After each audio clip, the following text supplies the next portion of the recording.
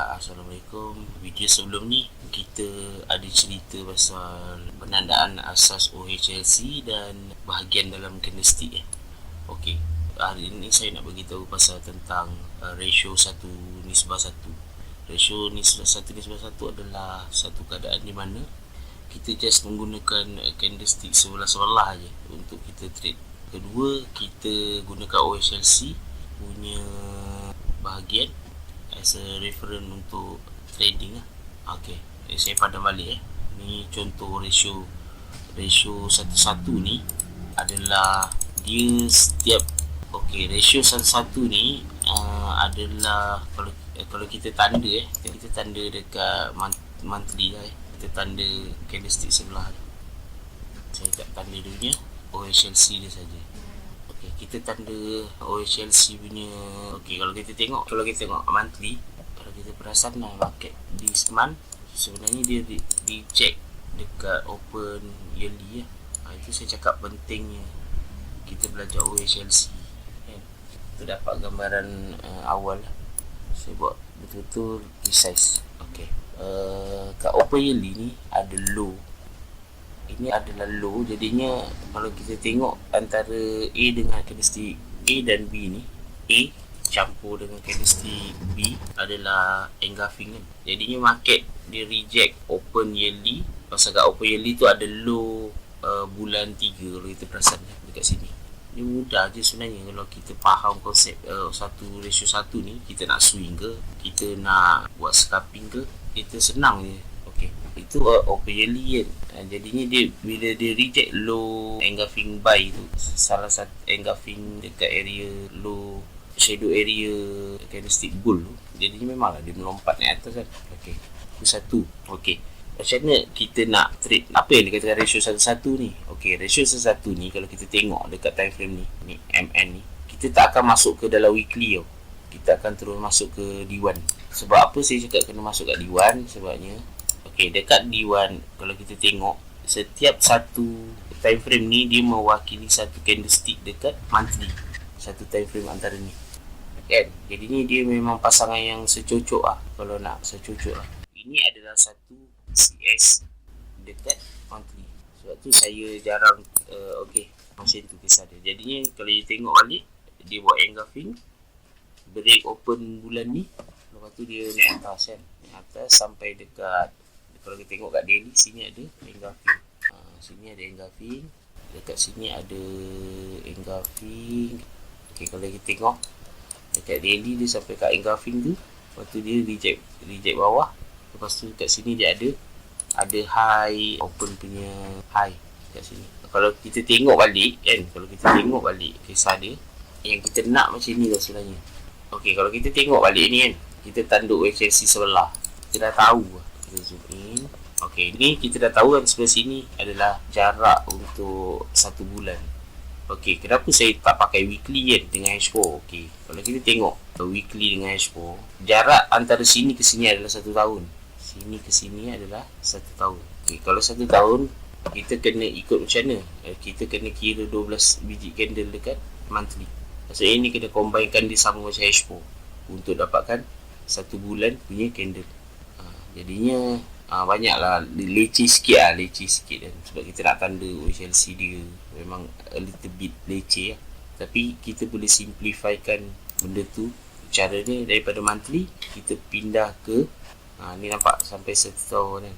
Ni 1 tahun. Sebab tu saya cakap dia 1 tahun 12 bulan.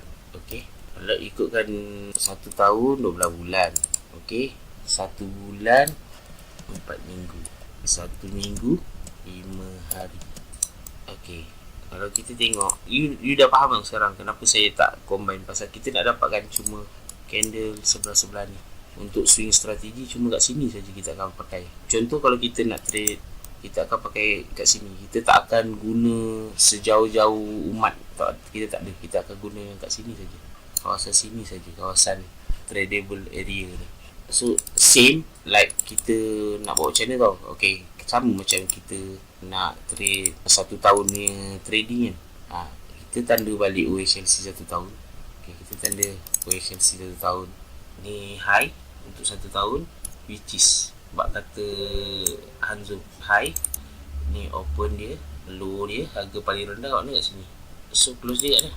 Dia dekat sini. Jadinya kalau kita tarik nak dapat candlestick, okey, kalau kita tengok balik 1 tahun, macam saya cakap tadi, 1 tahun kita kena pakai kat time frame 1 tahun. Ini dia kat sini, dia close below. Dia close below maksudnya candlestick merah kan. Dia close below open, maksudnya dia close below open. So jadinya dia candlestick merah. Jadinya ini candlestick represent candlestick lah ya. So market pun sebenarnya dia nak pergi mana, dia akan cuba sampai ke atas ni kan. Tapi kalau katakan market ada reversal dekat sini, dekat area sini, dia ada reversal engulfing ke dekat D1. Pasal sekarang ni dia melekat dekat D1 punya engulfing kan, which is dia ada dekat candlestick cell punya high shadow area, ada open dengan high shadow area kat situ kan. Jadinya big possibility kalau katakan dekat situ dia akan ada reversal pattern, dia akan cuba turun balik sampai dia akan turun balik mengejar open bulan ni. Tapi soalnya satu, ni dah berapa bulan? Dah 25. Maksudnya ada lagi 5 hari market nak close. Mungkin ke market akan pergi sampai bawah ni? Ada kemungkinan, dan kita kena tengok balik ada tak reversal pattern kat sini nanti kan. Reversal pattern ni sebenarnya dia akan reverse dan patah balik ke open. Kalau dia nak pergi tukar arah market, dia akan break open ni lah. Itu masuk reversal pattern. Macam itulah dia ratio 1-1 ni sebenarnya. Kalau kita ambil balik, dia sangat, kita cara baca ni daripada monthly pergi ke daily, pergi ke H1. Okey, untuk tengok dia punya confirmation rejection, kita akan tengok dekat M1 kan. Kat M1 ni ada tak rejection. Nanti lepas ni insya-Allah beberapa video lagi saya akan tunjuk apa masuk confirmation rejection. Okey, kalau kita tengok balik market hari ni kan, kita perasan lah market semalam dia reject high shadow area sini kan, dia reject and close. Jadinya kalau kita tukar ke time frame H1, kat mana dia reject ni? Kawasan apa? Kawasan doji ni kan, kawasan doji ni dia reject, dia naik atas. Macam itulah kisah dia. So sebenarnya cara kita tengok chart sebelum ni kurang tepat lah. Saya bukan nak apa, pasalnya kalau kita nak tengok pada saya lah, pandangan saya, monthly, daily dengan H1. Pasalnya ini je yang kita boleh gabungkan dalam satu kefahaman yang sama. Nanti ni bab ni saya akan buka kelas advance lah untuk ni. Jadinya okey lah, secara amnya kalau kita tengok dalam yearly tadi, market berada dekat high shadow area last year punya candlestick kan. Boleh jadi dia akan terus naik atas sampai ke high price last year punya harga. Boleh jadi dia akan turun sedikit sampai paras ni last month punya high break dekat sini. Mudah je sebenarnya kan. Ni kat sini siapa yang betul-betul faham, dia boleh buat macam mana tau, strategi macam mana. Okey, saya bagi tunjuk. Banyak strategi sebenarnya dalam trading OHLC ni. Contohnya kita ambil harga open candlestick sell ni. Kita ambil last month punya open candlestick sell. Jadi open dekat bawah. Bulan ni open dekat bawah. Jadinya bulan 10. So kita buy TP dekat last month punya open. Ni open kan, open last month. Itu salah satu strategi lah kan. Kalau kita tengok dekat D1 jelas lah. Okey, kita buy TP dekat ni last month punya open kan. Macam tu kisah dia. Kat situ je dah ada beratus pip kan. Simple lah. So yang paling penting kita kena faham basic lah. Okey, sebab tu saya cakap cara baca time frame, saya bukanlah nak menyalahkan trader tak. Cara baca time frame, tapi saya biasa normal practice, saya akan baca dekat MN, D1 dengan H1. Okey, apa fungsi dekat W dengan H4 ni? Kebiasaan saya ambil untuk maximum retracement lah. Kedua, kalau saya nak trade intercandle antara weekly, saya akan guna H4 dan H1. Tapi kebiasaannya sebab saya bergantung hidup dengan trading, jadinya saya lebih ambil intraday daripada swing. Macam tu kisah dia. Okey, saya rasa tu sedikit lah mengenai ratio 1-1. kan.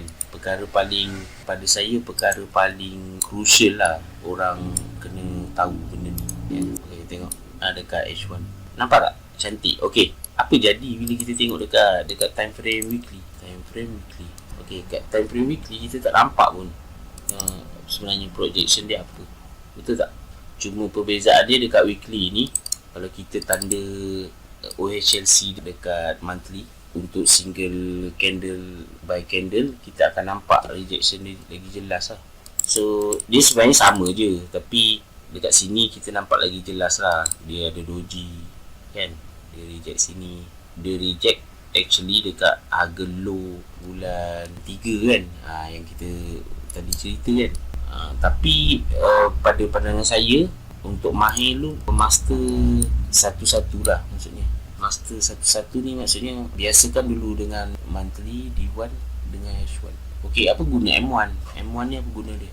M1 ni guna dia adalah untuk kita tengok apa yang terjadi dekat permulaan naik ni kan. Dekat permulaan naik ni apa yang terjadi, dia punya price orang panggil rejection, dia valid ke tak valid. Dan entry selalu dekat M1 dia lebih kepada entry second retest untuk dia buat reversal pattern. Okey, reversal pattern ni lah, reversal pattern ada kat sini. Sebelum dia break open akan ada reversal pattern. Tak apalah, ini nanti saya ajar dalam kelas advance.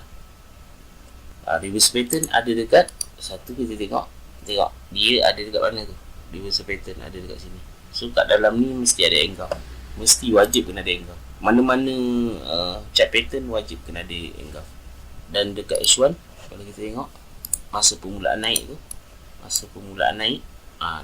dekat H1 tak ada engulfing, tapi dia ada rejection. So lepas ni saya nak share pasal rejection. Apa itu rejection, apa itu breakout.